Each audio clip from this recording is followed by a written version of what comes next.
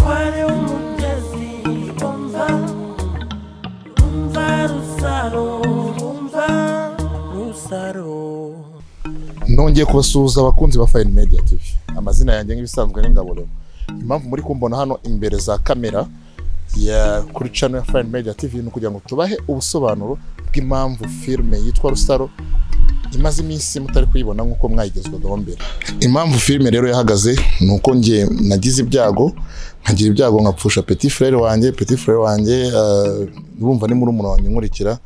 So twari muri gihe cyo kujya gushutinga, ingufu ziracika, abakinnyi bose babumvisha iyo nkuru barababara, duhagarika projet tubanza kujya gutabara. Hari nabandi dukorana bagiye babura abavandimwe kandi turi muri projet zimwe, bikaba ngombwa ko iminsi ya shooting igenda ihinduka. Kubw'ibyo rero nekereza ko nta numwe mu bakinnyi witabye Imana cyangwa ngo ahure n'ibibazo cyangwa ngo agire igikomere cyatuma atazagaruka muri filime.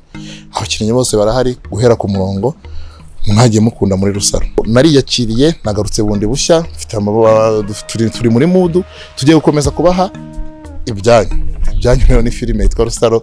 Turaje tubaha story nziza. Cyiza nanone nuko wenda mwaduha comment, urumva mukaduha comment mukatubwira bimwe mu byo mubona twakosoramo tukagenda tubyongeramo kuko duhari ku bwanyu.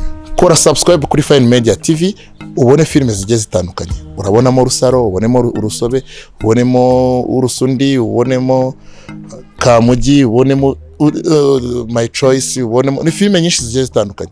So office zacu rero ziherereye Musanze, hari ni office tuzabarangira vuba iri naha mu mujyi wa Kigali, aho tuzaduhurira abafite ibitekerezo cyangwa abashaka ko tubamamariza mukazana ibikorwa byanyu tukabamamariza muri filime, na nimero tuzazitanga muzaya muzibona kuri filime, muzaya mutangaho ibintu mushaka kwamamaza tubishyire kuri filime zacu. Murakoze. Nitwa Pasteur Cyamatare, aho ndumwe mu bakinnyi bagaragara muri Rusaro series inyura kuri FILIME TV. Rero turabasuje cyane inshuti za FILIME TV, abakunzi bacu, abafana, kandi tubasaba kwihangana, tubasaba imbabazi ko Rusaro series ntago mperuka kuyibona. Nshimiye cyane rero Njuga, kandi mwihanganisha mufata mu mugongo nkuko mwabyumvise yagize ibyago, isi ntiteguza niko bimeze, ariko yihangane kandi akomere. Mushimiye ko rero yirengagije ibyo byose akaba yemeye kugaruka mu kazi.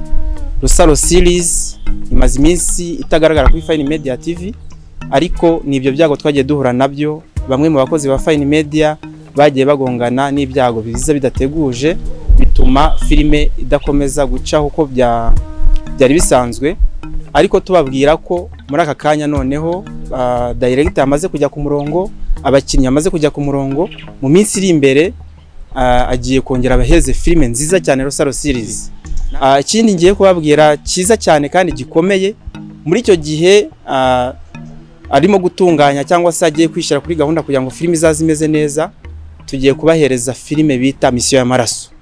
Izatambuka kuri FILIME TV. Ni filime nziza cyane igiye kuziba icyuho kugira ngo igihe arimo kwitegura, igihe arimo gutunganya Rusaro nk'uko bamwicaye ubusa. Turabizi mukunda FILIME, mukunda filime zacu.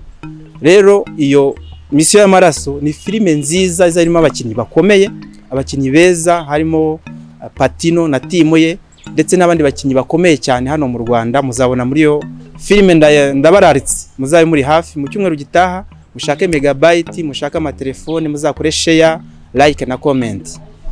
Ikindi kandi turababwira ko FILIME itigeze icika intege cyangwa se ngihagarare, turacyahari. Turakomeza tubategure n'izindi filime muzajya mubona kuri FILIME, kandi mukomeze mubane natwe mwenjoyinge ibyiza na filime nziza ziri kuri FILIME TV. Murakoze cyane.